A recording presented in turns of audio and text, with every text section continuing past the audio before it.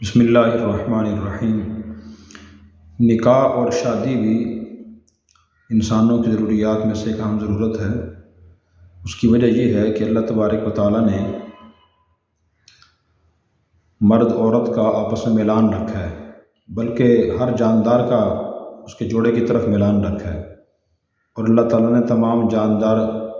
جوڑے جوڑے بنائے ہیں۔ قرآن کریم میں خود اللہ نے ارشاد فرمایا وَخَلَقْنَاكُمْ أَزْوَاجًا، ہم نے تمہیں جوڑے جوڑے بنایا ہے، مرد کا عورت کی طرف، عورت کا مرد کی طرف ملان ہوتا ہے۔ اور یہ ملان اللہ نے ہی رکھا ہے، اس کی میں بڑی حکمتیں ہیں، بڑی مصلحتیں ہیں۔ ایک بڑی حکمت اور مصلحت تو یہ ہے تاکہ نسل انسانی چلتی رہے۔ قرآن کریم کی سورہ نساء میں اللہ نے ارشاد فرمایا یا ایھا الناس اتقوا ربکم الذی خلقکم من نفس واحدہ وخلق منہا زوجہا وبث منہما رجالا کثیرا ونساء، کہ لوگو اللہ سے ڈرو۔ اور پھر آگے فرمایا کہ اللہ نے تمہیں ایک جان سے پیدا کیا، یعنی آدم علیہ السلام سے، اور پھر فرمایا کہ اسی جان سے اس کو جوڑا پیدا کیا، یعنی حضرت حوا کو پیدا کیا۔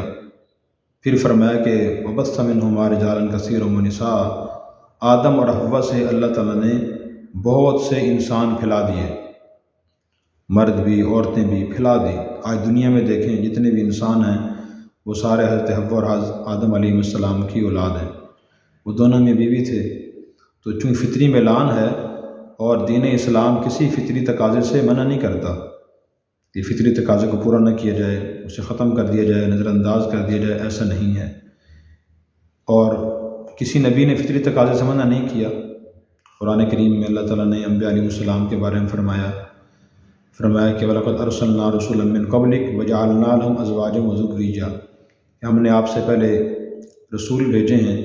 ان کو بیویاں اور اولادیں عطا کی تھی۔ سوائے یحییٰ علیہ السلام کے سب انبیاء علیہ السلام نے شادی کی، نکاح فرمایا۔ بعض لوگ جو کہہ رہتے ہیں نکاح اور شادی کے بعد کہ جی ہم تو رفڑوں میں اور چکروں میں مسائل میں گر گئے ہیں، آدمی نکاح تو کرے ہی نہیں، نہ کرے نکاح، بلکہ اللہ اللہ کرے اور عبادت کرے، تو بھائی یہ اسلام کا نظریہ نہیں ہے بلکہ عیسائیت کا نظریہ ہے۔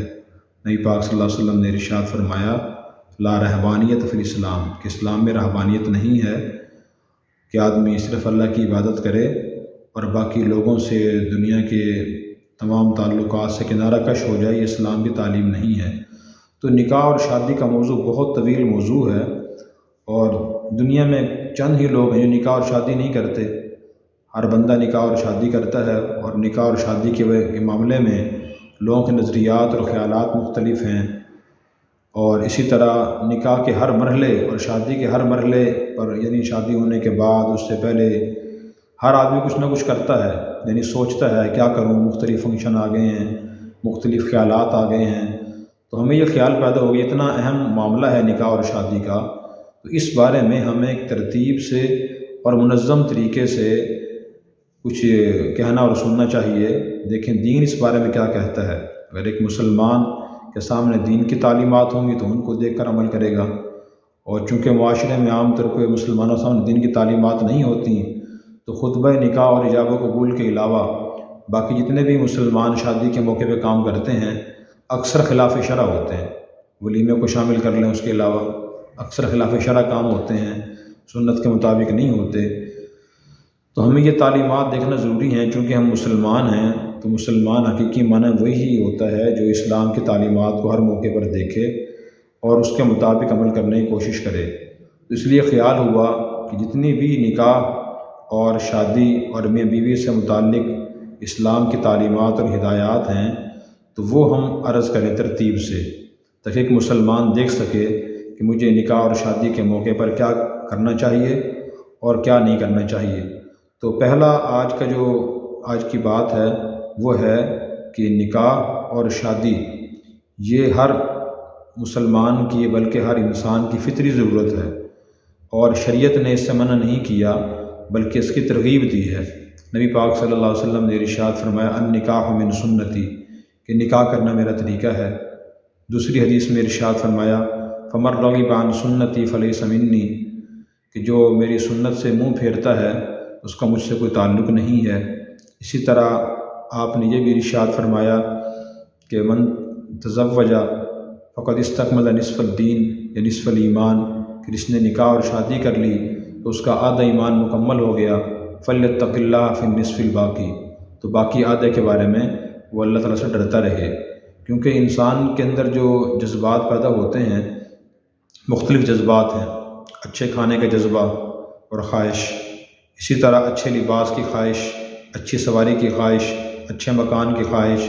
مال و دولت کی خواہش ہوتی ہے کہ میرے پاس دولت بہت زیادہ آ جائے، تعلقات اور دوستی کی خواہش ہوتی ہے، گھومنے پھرنے کی خواہش ہوتی ہے۔ ان جذبات میں اور خیالات میں سب سے جو شدید ترین جذبہ ہے وہ جنسی جذبہ ہے، وہ عورت کا مرد کی طرف، مرد کا عورت کی طرف جو ملان کا جذبہ ہے سب سے شدید ہے یہ۔ اس لیے حضور فرما رہے ہیں کہ جس نے نکاح اور شادی کر لی اس کا آدھا دین مکمل ہو گیا، باقی آدھے کے بارے میں وہ اللہ تعالیٰ سے ڈرتا رہے اور گناہوں سے بچنے کی کوشش کرتا رہے۔ اسی طرح آپ صلی اللہ علیہ وسلم نے نکاح کرنے کے فائدے ارشاد فرمائے، مصلحتیں ارشاد فرمائی، قرآن کریم میں اللہ نے اس کے فائدے ارشاد فرمائے اور اس کی ترغیب دی ہے۔ قرآن کریم کی ایک آیت میں اللہ تعالیٰ نے ارشاد فرمایا کہ وَأَنكِحُوا الْأَيَامَ مِنكُمْ وَالصَّالِحِينَ مِنْ عِبَادِكُمْ وَإِمَائِكُمْ، کہ تم میں سے جو بے نکاح مرد ہوں یا عورتیں ہوں ان کا نکاح کر دیا کرو۔ اللہ سرپرستوں کو فرما رہے ہیں، اور جن میں نکاح کی صلاحیت ہو، نکاح کے حقوق کو ادا کر سکتے ہوں، ان کا نکاح کر دیا کرو۔ پھر اس کے بعد فرمایا اِن یکونوا فقراء یغنیہم اللہ من فضلہ، اگر وہ فی الحال غریب اور نادار ہیں تو نکاح کے بعد اللہ تعالیٰ ان کو مالدار فرما دیں گے۔ تو اس آیت سے نکاح کا ایک فائدہ یہ معلوم ہوا کہ نکاح کے بعد اللہ تبارک و تعالیٰ خوشحال فرما دیتے ہیں۔ اسی طرح نبی پاک صلی اللہ علیہ وسلم نے فضیلت بیان کرتے ہوئے ارشاد فرمایا کہ 3 قسم کے لوگ ایسے ہیں جن کی مدد اللہ کے ذمہ لازم ہے، یعنی اللہ تعالیٰ نے ان کی مدد فرمانا اپنے ذمہ لازم قرار دیا ہوا ہے۔ ان میں سے ایک آدمی وہ بھی ہے جو پاک دامنی کی نیت سے نکاح کرے، اس نیت سے نکاح کرے تاکہ میں پاک دامن رہوں، میرے خیالات منتشر نہ ہوں اور میری عزت کی حفاظت رہے۔ اسی طرح ایک حدیث میں آپ نے یہ ارشاد فرمایا یا معاشر الشباب من استطاع منکم الباءۃ فلیتزوج فإنہ اغض للبصر واحسن للفرج،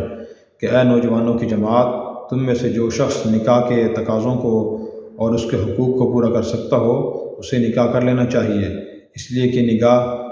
نکاح جو ہے وہ نظر کو نیچا کرتا ہے اور آدمی کی عزت کی حفاظت کرتا ہے۔ تو آدمی کے وہی بات خیالات منتشر نہیں ہوتے، نظر محفوظ ہو جاتی ہے، ہر ایک کو آدمی دیکھتا نہیں ہے۔ جس کا نکاح ہو جائے، نہ مرد زیادہ عورتوں کو دیکھتا ہے نہ عورت غیر مردوں کو دیکھتی ہے، ایک جگہ توجہ برقرار ہو جاتی ہے اور اسی طرح انسان کی عزت محفوظ ہو جاتی ہے۔ تو یہ سارے فائدے ہیں، اس طرح کے بہت سے فضائل آپ نے ارشاد فرمائے۔ ایک حدیث میں یہ بھی فرمایا کہ جس نے جو کمارا مرد عورت ہو اس کی 72 رکعات نفل نماز سے شادی شدہ مرد عورت کی 2 رکعات نفل نماز کا ثواب زیادہ ہے، اس لیے کہ ان پہ ذمہ داریاں بڑھ جاتی ہیں، عورت پر بھی مرد پر بھی بندوں کے حقوق بڑھ جاتے ہیں۔ تو بندوں کے حقوق ادا کرنے کے ساتھ ساتھ نفل ادا کرنا ذرا مشکل کام ہوتا ہے اور ڈبل ذمہ داری ہوتی ہے، یہ بھی آپ نے اس کی فضیلت ارشاد فرمائی ہے۔ تو اور بھی بہت سے فضائل ہیں۔ تو آج گفتگو خلاصہ یہ ہوا کہ نکاح ہر انسان کی فطری ضرورت ہے اور وہ آدمی کو اپنے نکاح کے وسائل اور اسباب مہیا کر کے، اپنے اندر قابلیت پیدا کر کے اور اس کے وسائل کو مہیا کر کے نکاح کرنے کی کوشش کرنی چاہیے۔ اس کو دنیا داری یا غلط چیز نہیں کہنا چاہیے، بلکہ حضور نے اس کو سنت قرار دیا ہے، اسے سنت سمجھنا چاہیے اور جب نکاح کی عمر ہو جائے تو نکاح کر لینا چاہیے۔ باقی اگلے سوالات کہ نکاح کب کرنا چاہیے، کس کے لیے کرنا ضروری ہے، کس کے لیے کم ضروری ہے، وہ انشاءاللہ تفصیل سے ہم کافی ساری ویڈیو ریکارڈ کرائیں گے اور اس میں یہ بتائیں گے کہ نکاح کے تمام مسائل کیا ہیں، مہر کے مسائل کیا ہیں، کس سے نکاح کرنا جائز ہے، کس سے جائز نہیں ہے، بیوی کے حقوق کیا ہوتے ہیں، شوہر کے حقوق کیا ہوتے ہیں، اچھا کیسی لڑکی سے نکاح کرنا چاہیے اور کیسے لڑکے کو نکاح کے لیے منتخب کرنا چاہیے، اس بارے میں اللہ رسول کی تعلیمات کیا ہیں وہ، اور اسی طرح منگنی کیسے کرنی چاہیے، اور اگر میاں بیوی میں سے آپس میں کوئی ظلم زیادتی کرے یا آپس میں اختلاف ہو جائے تو شریعت نے اس کے حل کا کیا طریقہ بتایا ہے۔ ہمارا مذہب چونکہ جامع اور مکمل مذہب ہے، اس میں کسی چیز کو چھوڑا نہیں گیا کہ اس کی تعلیمات نہ ہوں، ہدایات نہ ہوں، اور سب سے بہترین تعلیمات اور ہدایت اللہ اور رسول کی ہیں، تو ان کو جاننے کی بہت زیادہ ضرورت ہے۔ تو اس لیے ہم یہ چیزیں انشاءاللہ تفصیل سے عرض کریں گے۔ اللہ تعالی ہمیں سمجھ کے عمل کرنے کی توفیق عطا فرمائے۔